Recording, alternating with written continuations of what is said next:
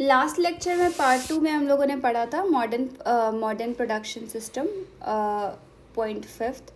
एक चीज़ और मुझे बतानी है क्योंकि ये बहुत इम्पॉर्टेंट है, एमसीक्यू में ये पूछ सकता है। 6th पॉइंट लिख लीजिए, जैसे प्रोडक्शन मैनेजमेंट और ऑपरेशन मैनेजमेंट में क्या डिफरेंस है। तो प्रोडक्शन मैनेजमेंट में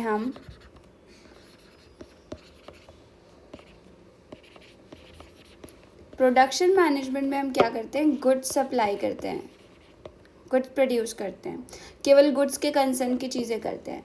और ऑपरेशन मैनेजमेंट में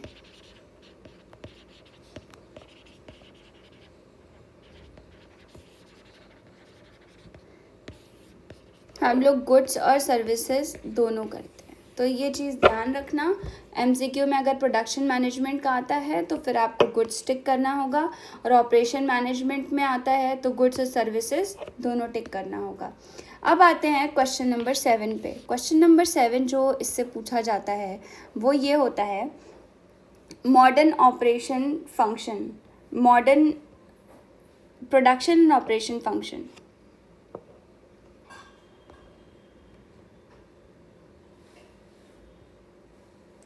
मॉडर्न ऑपरेशन फंक्शन तो करा चुकी हूँ आई थिंक, या recent trends in operation function, recent trends in operation function, operation management या production management.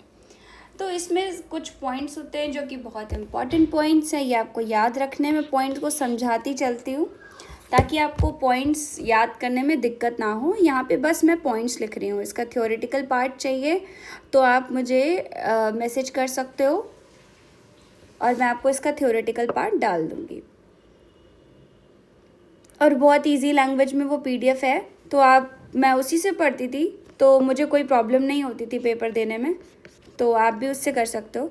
Global market place,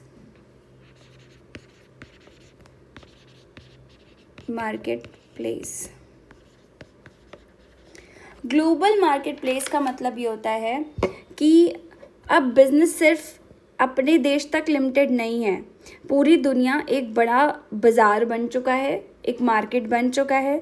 अब हमें ग्लोबल लेवल के कॉम्पिटिटर्स से मुकाबला करना पड़ता है, मतलब अब हमारे पास बहुत ज़्यादा लेवल पे कॉम्पिटिटर्स ऑलरेडी अवेलेबल है, तो that is called global market place. ये आप अपनी लैंग्वेज में भी थोड़ा बहुत लिख सकते हो, मैंने पॉइंट्स ऑलरेडी डिस्कस कर लिए। प्रोडक्शन, ऑपरेशन स्ट्रेटजी,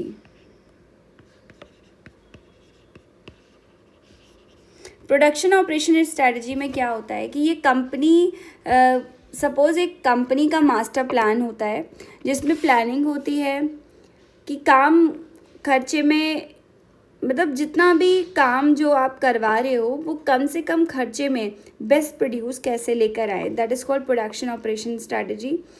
और सही स्ट्रेटजी कंपनी को मार्केट का किंग बना देता है। आपका जो अच्छी स्ट्रेटजी होती है वो आप अप्लाई करोगे तो ऑब्वियसली आप मार्केट में अच्छा ग्रो करोगे। उसके बाद TQM, total quality management. Total quality management का मतलब होता है कि क्वालिटी से कोई भी समझौता हम ना करें, कोई भी क्वालिटी रिड्यूस नहीं होनी चाहिए, चाहे जितना भी प्रोडक्शन हो। तो जितना भी सपोज़ हम रॉ मटेरियल्स लगा रहे हैं और फाइनल प्रोडक्ट्स तक जितना भी हम उसको रेडी कर रहे हैं, हर चीज़ टॉप क्लास होनी चाहिए, कुछ भी ऐसा लोकल रॉ सब्सटेंस उसमें नहीं लगाना चाहिए। और इसका मेन एम होता है कि कस्टमर को प्रॉपरली सेटिस्फाई करना, दैट इज़ कॉल्ड TQM। अब आता है फ्लेक्सिबिलिटी।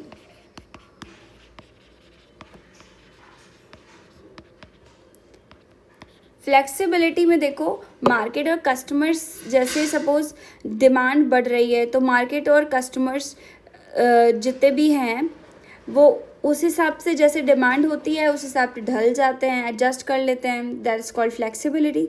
अगर सपोज़ कि कस्टमर कल कुछ नया डिज़ाइन चाहिए कस्टमर को, तो कंपनी तुरंत चेंज कर ले कस्टमर के नीड के अकॉर्डिंग, ये आपको मार्केट रिसर्च से ही पता चलेगा।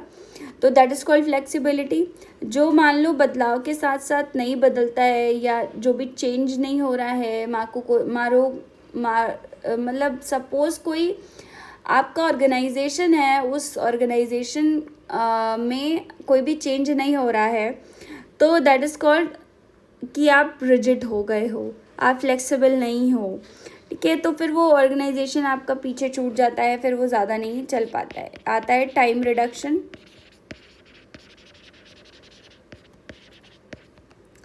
टाइम रिडक्शन का मतलब होता है जैसे प्रोडक्ट को बनाने और कस्टमर तक पहुंचाने का टाइम कम से कम करना होता है, और जितना टाइम कम लगेगा उतना कस्टमर उतना ही रश नहीं होगा और खुश रहेगा, सेटिस्फाइड रहेगा।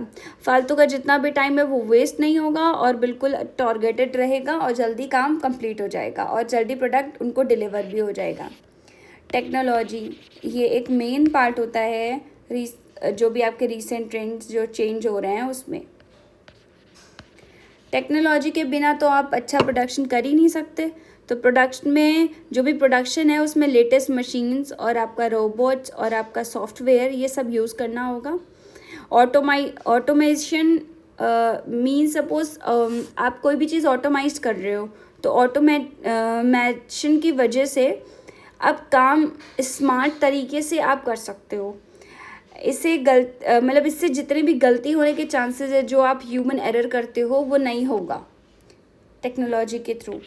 तो अब हम आते हैं 7th पॉइंट पे। 7th पॉइंट में आपका आएगा वर्कर्स इन्वॉल्वमेंट।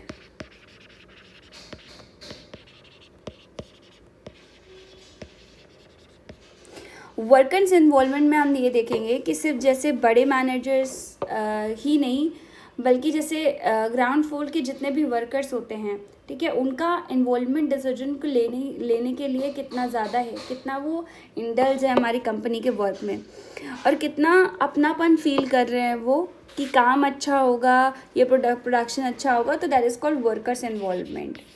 री इंजीनियरिंग,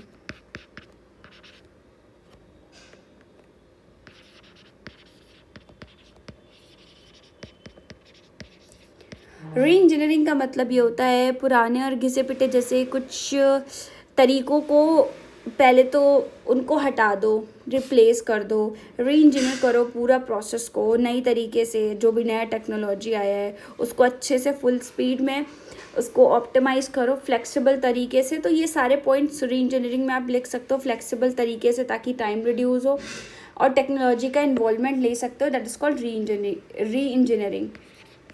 नेक्स्ट आता है इन्वायरमेंटल इशू।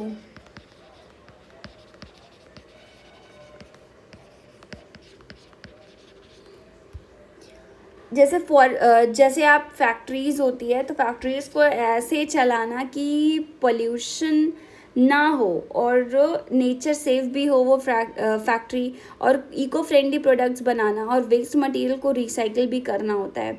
आजकल जैसे कंपनी चलती हैं वो इन्वायरमेंटल फ्रेंडली रहती हैं तो दैट्स वाई इनके इन्वायरमेंटल इश्यूज बहुत कम आते हैं।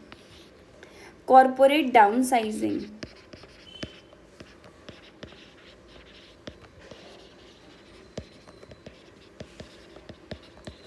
कॉरपोरेट डाउनसाइजिंग क्या होता है? डाउनसाइजिंग का मतलब होता है राइट साइजिंग। इस पॉइंट को अच्छे से समझ लो तभी लिख पाओगे। जैसे कंपनी जैसे फालतू की खर्चे जो करती है वो सब कम करना होता है। जैसे आप सिर्फ जैसे उतने ही लोग रखें जितने ज़रूरी हैं, जितने रिसोर्सेज लगते हैं उतने ही, जितनी मशीनरी ज़रूरत है उतने ही लगाएं। तो इससे कंपनी पर एक्स्ट्रा बोझ नहीं पड़ता और एक्स्ट्रा चीज़ें उनको एक्स्ट्रा चीज़ों का पे आउट नहीं करना पड़ता। तो what is needed that should be kept in the company और organisation, that is called corporate downsizing मतलब right sizing. Supply chain management,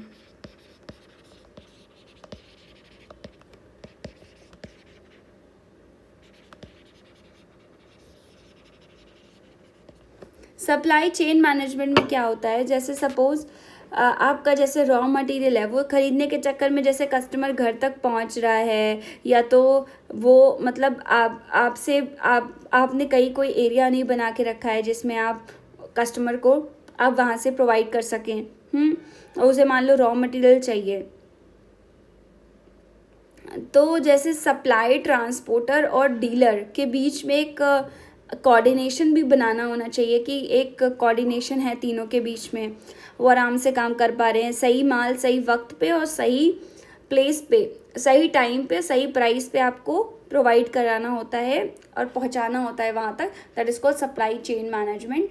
तो जो सप्लाई चेन है वो बहुत अच्छी होनी चाहिए, वो तरीके से होनी चाहिए ताकि जो है हमारा जो माल है वो सही टाइम पे सही लोगों तक पहुंच जाए। लीन प्रोडक्शन, इससे एक MCQ भी बनता है।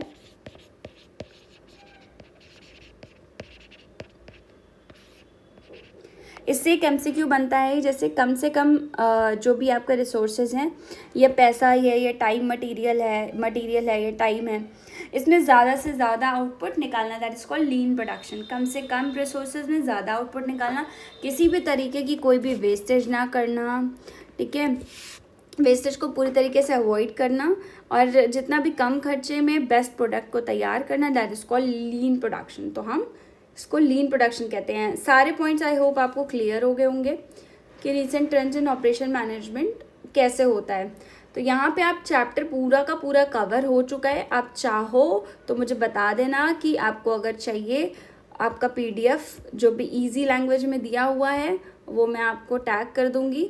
आप मुझे मैसेज कर देना कमेंट सेक्शन में, तो मैं आपको सेपरेटली आपको ये PDF दे दूँगी। तो बस आप PDF पढ़ो और बुक खोलने की भी ज़रूरत नहीं है इस PDF के बाद, और आप जा सकते हो। तो ये आपको पॉइंट्स बस लर्न करने नहीं, बार बार रिवाइज करोगे तो लर्न हो जाएंगे अपने आप से। तो अब हम नेक्स्ट सीरीज़ में चलेंगे जो कि हमारा आएगा चैप्टर पार्ट 2, जो कि आपका आएगा डिमांड फोरकास्टिंग वगैरह। इसमें थोड़ा सा आपको ध्यान से पढ़ना होगा बिकॉज़ ये चैप्टर में कुछ चीज़ें हैं रिसेंट ट्रेंड्स में, जो आपका ट्रेंड प्रोजेक्शन है, रिग्रेशन मेथड है, ये सब ध्यान से पढ़ना होगा ताकि ये आप अच्छे से वहाँ पे क्वेश्चंस अटेम्प्ट कर पाओ। Thank you so much for completing first part with me. I hope ये आपके लेक्चर्स हेल्पफुल होंगे ज़रूर से। तो इसी तरीके से हम लोग सारे सब्जेक्ट के लेक्चर्स देखेंगे स्टेप बाय स्टेप। पहले हम मॉड्यूल के क्वेश्चन सॉल्व करेंगे, फिर हम लोग extra papers, previous year papers और MTP RTP भी साथ में ही करेंगे।